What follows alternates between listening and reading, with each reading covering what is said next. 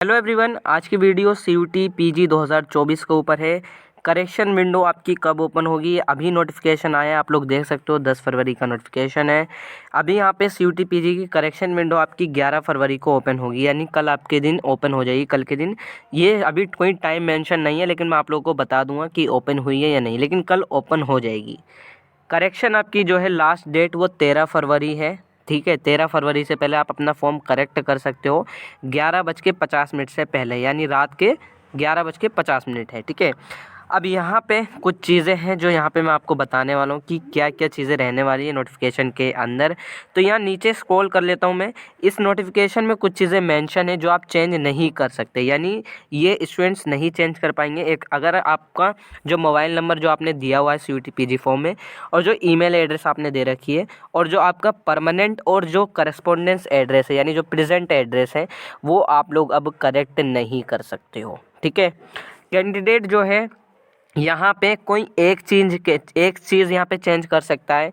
या तो आप अपना नेम चेंज कर सकते हो, यानी आपके नेम में कोई करेक्शन हो गया हो या कुछ गलत हो गया हो, मिस्टेक हो गई हो, या आपके फादर नेम में मिस्टेक हुई हो, तो या मदर नेम में, या फोटोग्राफ आपको अपलोड करनी है, या सिग्नेचर, तो कोई एक ही चीज़ चेंज कर सकते हो इनमें से। ठीक है, 5 चीज़ों में से सिर्फ एक ही चीज़ चेंज कर सकते हो।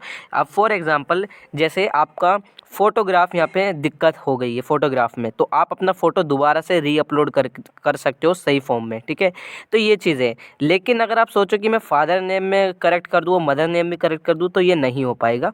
तो आप 5 में से कोई एक ही चीज़ चेंज कर सकते हो, ये चीज़ आपको ध्यान रखनी है। दूसरी चीज़ है, देखो, अगर होता है करेक्शन विंडो में तो आप कर लेना। ठीक है, नहीं होता है तो फिर तो नहीं हो पाएगा। लेकिन इस वीडियो में, या मैं ये कहूँ जो इस नोटिफिकेशन में, तो यही मेंशन है कि आप 5 में से 5 में से एक ही चीज़ चेंज कर सकते हो। ये हर साल आता है नोटिफिकेशन, और हर साल यही होता है कि बच्चा जो है सभी चीज़ें चेंज नहीं कर पाता है। ठीक है, तो ये चीज़ आपको ध्यान रखनी है।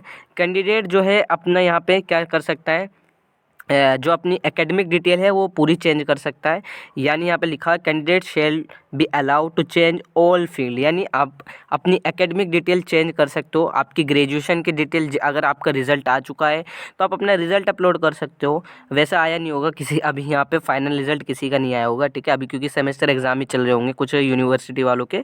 और अगर आप लोग की क्लास 10th और क्लास 12th के मार्कशीट में कुछ दिक्कत हो गई है, या आपने स्कूल कोड गलत फिल कर दिया हो, या कुछ भी गलत फिल कर लिया हो, इसलिए मैं कहता हूँ एक बार अपना फॉर्म को रीचेक कर लेना।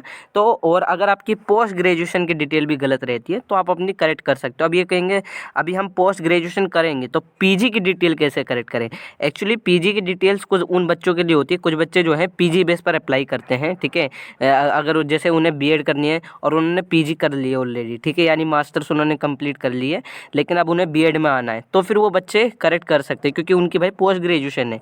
ये पीजी कुछ बच्चे होते हैं जो पीजी के अपलोड करते हैं, अदरवाइज मैक्सिमम जो एमए के लिए अप्लाई करते हैं, सॉरी मतलब पीजी के लिए अप्लाई करते हैं, जो मैक्सिमम उनके 3 ही होते हैं, क्लास 10, 12th और ग्रेजुएशन। ठीक है, बाकी ये डिपेंड करता है जिन्होंने पीजी के बेस पर अप्लाई करा है। ठीक है, तो यहाँ पे ये सारी चीज़ें हैं। अब कैंडिडेट, मैंने कुछ बच्चे कह भी रहे थे भैया हम क्या ये सब चेंज कर सकते हैं, और ये देखो यहाँ पे मेंशन भी है, कैंडिडेट यहाँ पे चेंज कर सकती है अपना एग्जामिनेशन सिटीज़। ठीक है, यहाँ पे same with in the same state and union territories. ठीक है, तो यहाँ पे इन्होंने मेंशन कर रखा है आप अपने सिटी सिलेक्शन दोबारा से कर सकते हैं, 2 प्रेफरेंस आपको भरनी होती है। यहाँ पे कैंडिडेट जो है यहाँ पे और भी चीज़ें चेंज कर सकता है, जैसे अपनी डेट ऑफ बर्थ चेंज कर सकता है। देखो, एक तो आप अपनी एकेडमिक डिटेल पूरी चेंज कर सकते हो, अपनी डेट ऑफ बर्थ में आपकी दिक्कत होगी तो चेंज कर सकते हो। जेंडर आपका दिक्कत हो गया है, एक बच्चा जैसे कह रहा था जेंडर मेरा दिक्कत हो गया, ठीक है, तो वो चेंज कर सकता है दोबारा से।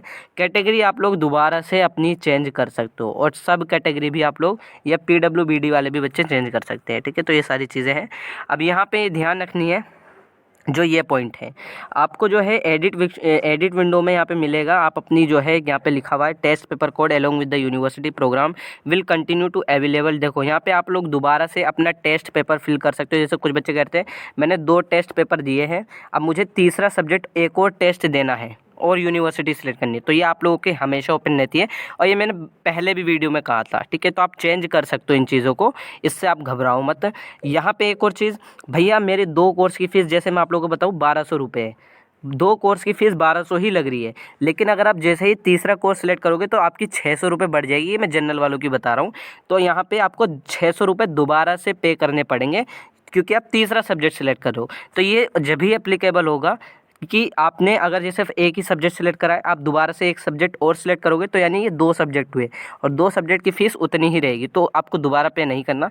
लेकिन तीसरे सब्जेक्ट में जैसे आप एंटर होते हो तो 600 रुपये आपको एक्स्ट्रा देने पड़ते हैं, क्योंकि फिर वो आपका अलग सब्जेक्ट हो जाता है। ठीक है, ये इन्होंने मेंशन कर रखा है बुलेटिन में, ये चीज़ आपको ध्यान रखनी है।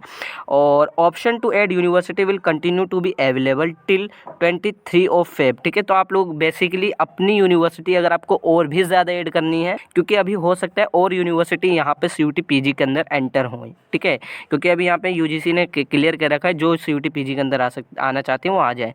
तो यहाँ पे आप लोग 23 फरवरी 2024 से पहले यहाँ पे 11:50 रात के आप लोग कर सकते हो चेंज, मतलब अपनी यूनिवर्सिटी ऐड कर सकते हो। और भी if there any impact on the fee, देखो यहाँ पे साफ साफ लिखा है, अगर फ़ी पर कोई इम्पैक्ट पड़ेगा तो आपको एडिशनल चार्जेस देने पड़ेंगे। जैसे मैंने कहा 2 सब्जेक्ट हैं, तीसरा सब्जेक्ट करोगे तो आपको एडिशनल फ़ी देनी ही पड़ेगी। ठीक है, यहाँ पे लिखा है correction in this field will be applicable only after. देखो अब आप जब पेमेंट करोगे जब ही आपको यहाँ पे आपकी करेक्शन पूरी हो जाएगी। अब जो बच्चे कह रहे हैं एक चीज़ और, क्या करेक्शन विंडो की कोई फ़ीस है? करेक्शन विंडो की कोई फ़ीस नहीं होती, आपको पे नहीं करनी है।